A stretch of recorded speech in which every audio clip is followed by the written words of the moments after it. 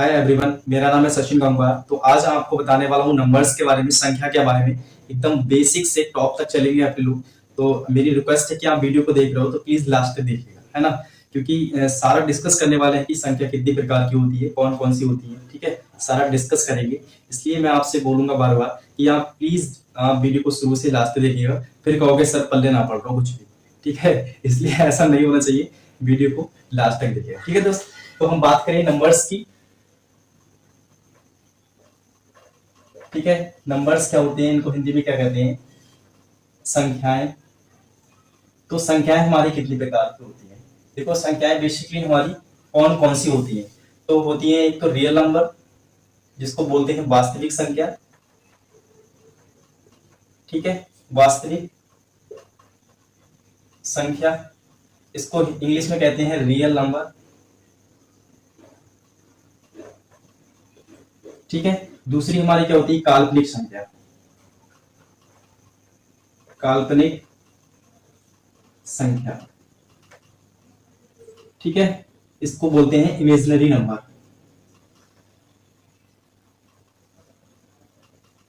Imaginary number, ठीक है। तो आप देखो, इंग्लिश और हिंदी में मैं दोनों में बताऊंगा, ठीक है। क्योंकि इंग्लिश मीडियम में बच्चे जो हैं उनको भी अच्छे से समझ में आएगा, है ना। तो देखो, वास्तविक संख्या कौन सी होती है हमारी? वास्तविक संख्या भी हमारी दो प्रकार की होती है। कौन कौन सी होती है?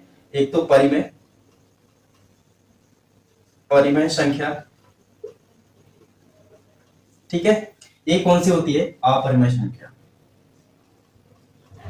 अपरिमेय संख्या, क्लियर।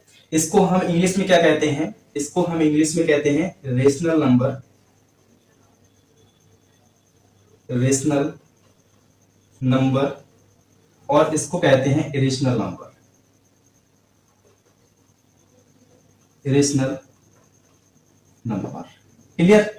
देखो, जो नंबर्स होते हैं वो हमारे दो प्रकार के होते हैं, एक तो वास्तविक और एक काल्पनिक, ठीक है। रियल नंबर और इमेजिनरी नंबर।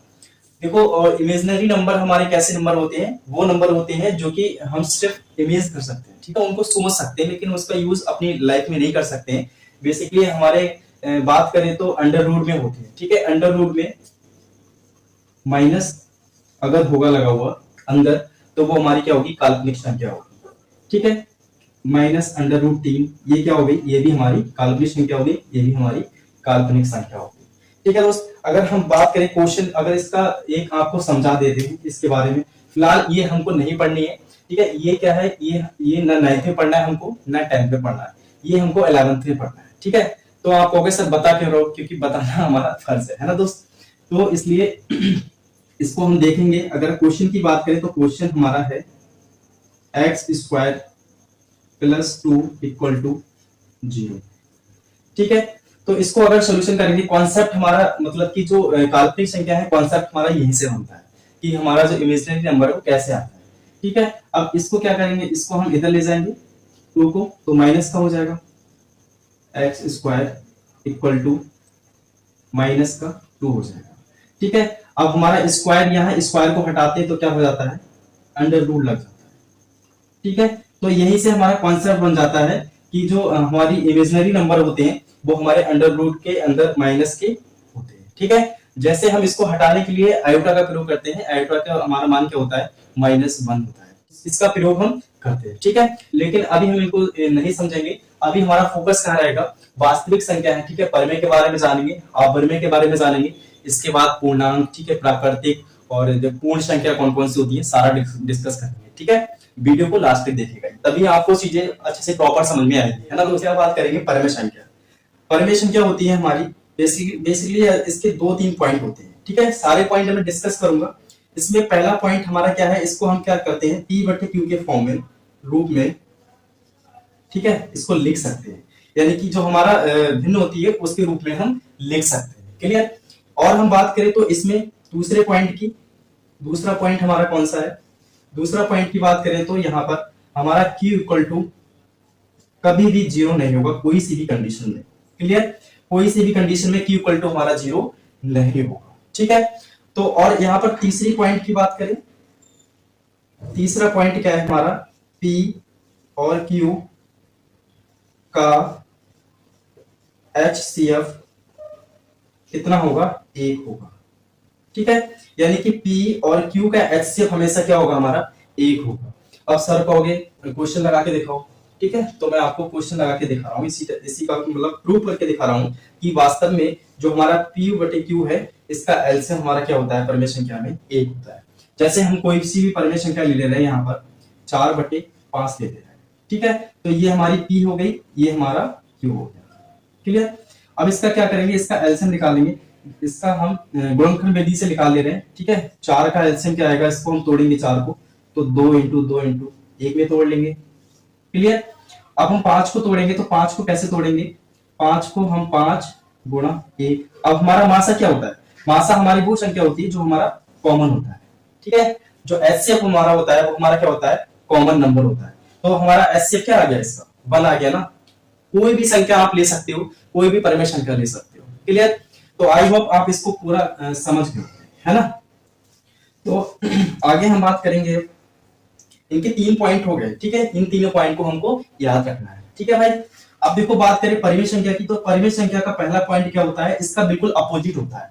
जैसे इसको हम P बटे Q के फॉर्म में लिख सकते हैं, लेकिन इसको P बटे Q के फॉर्म में नहीं लिखते, ठीक है, रूप में नहीं लिखते। और हम दूसरे पॉइंट की बात करें, तो यहाँ पर सेम हमारा होता है Q इक्वल टू 0 कभी भी नहीं होगा। Q इक्वल टू का 0 समझ रहे हो ना आप, यहाँ पर जो Q है ना, ये 0 नहीं होगा। क्लियर। अगर कोई सी भी कंडीशन में चाहे परिमेय हो चाहे अपरिमेय हो, अगर 0 आ जाएगा तो वह हमारा, ठीक है, वह हमारा क्या होगा, ना परिमेय होगा ना अपरिमेय होगा। क्लियर। तो यहाँ पर तीसरे पॉइंट की बात करें, अंडर रूट में अभाज्य संख्या होती है, ठीक है, अभाज्य संख्या होती है, यानी कि एग्जाम्पल में ले रहे हैं हम, ठीक है, ये एग्जाम्पल में ले रहे हैं। क्या होता है यहाँ पर, under root +2, under root 3, under root 7, ये हमारी क्या हो गई, ये हमारी क्या है, सब अपरिमेय संख्या है। क्लियर। और इसका एग्जाम्पल की बात करें, तो इसका एग्जाम्पल ले रहे हैं, कौन कौन सी होती है, जैसे 4/5 तो मैंने एक बताया ही, ठीक है, जो रफ कर दिया था मैंने। और कितना है हमारा, 5/7 ले सकते हैं, 9/2 लिख सकते हैं, ठीक है, दिख रहा है ना आपको। चलो कोई बात नहीं, आप ये 2 ही एग्जांपल याद रखो, जिसको हम P बटे Q के फॉर्म में लिख सकते हैं वो हमारी परिमेय संख्या होती है, ठीक है। और जिसको P बटे Q के फॉर्म में नहीं ले सकते हैं, उसको हम क्या कहते हैं, अपरिमेय संख्या कहते हैं, जो कि हमारा Q इक्वल टू 0 कभी भी नहीं होगा, यानी कि ये वाला 0 हमारा कभी नहीं होगा। जैसे हमारा इस तरीके से आ जाए 2/0, तो ये क्या हो जाएगा, हमारा ना परिमेय होगा ना अपरिमेय होगा। क्लियर। तो आई होप आपको इतने सारे पॉइंट जो मैंने समझाए हैं, ठीक है, वास्तविक संख्या, परिमेय और अपरिमेय आपको अच्छे से क्लियर हो गए होंगे, ठीक है। और काल्पनिक संख्या भी आपको अच्छे से क्लियर हो गई होगी, जो कि अंडर रूट के अंदर माइनस की जो हमारा संख्या होती है, तो वो हमारी क्या होती है, काल्पनिक संख्या होती है। क्लियर। आई होप आप अच्छे से पूरा समझ गए होंगे, ठीक है। इसके बाद हम बात करेंगे प्राकृतिक संख्या की और आगे पूर्णांक संख्या की, ठीक है। तो प्राकृतिक संख्या हम बात करेंगे, नेचुरल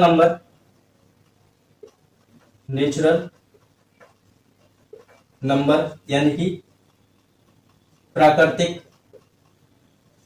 संख्या, ठीक है। प्राकृतिक संख्या हमारी कौन कौन सी होती है, तो हम एग्जांपल से बात करेंगे इसमें, ठीक है। प्राकृतिक संख्या हमारी कैसे होती है, जैसे हमारा क्या 1 2 3 4 5 6 7 8 9, ठीक है, ऐसी चलती रहेंगी हमारी अनंत तक।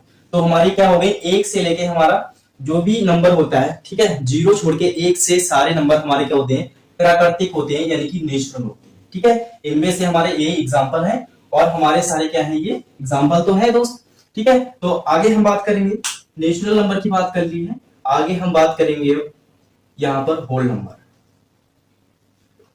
ठीक है, होल नंबर। होल नंबर को क्या कहते हैं, पूर्ण संख्या। पूर्ण संख्या कौन कौन सी होती है, उनके बारे में डिस्कस कर रहे हैं, ठीक है।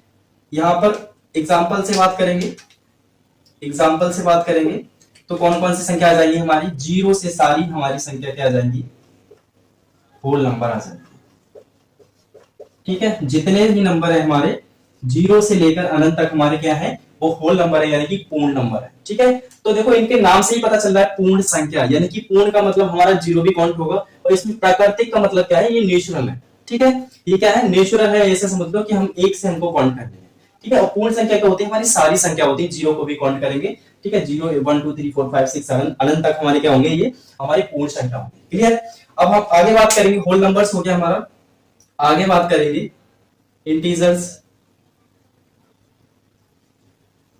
इंटीजर्स के बारे में, इंटीजर्स क्या होता है, पूर्णांक। ठीक है, पूर्णांक संख्या, इंटीजर्स नंबर, इनके बारे में डिस्कस कर ले रहे हैं। देखो इंटीजर्स नंबर क्या होते हैं हमारे, इसको हम देखेंगे।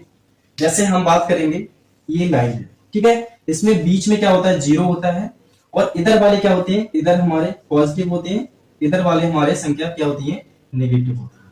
क्लियर, तो ये आपको याद रखना है, राइट साइड वाला हमारा पॉजिटिव होगा और जो लेफ्ट साइड वाला हमारा नेगेटिव होगा। तो इधर की जो जितनी संख्या आएगी हमारी, 1 2 3 4 5 अनंत तक, ये हमारी प्लस में है। ठीक है, तो ये हमारी क्या है, ये हमारी पॉजिटिव हो गई। ठीक है, इधर बात करेंगे तो इधर नेगेटिव आ जाएंगे,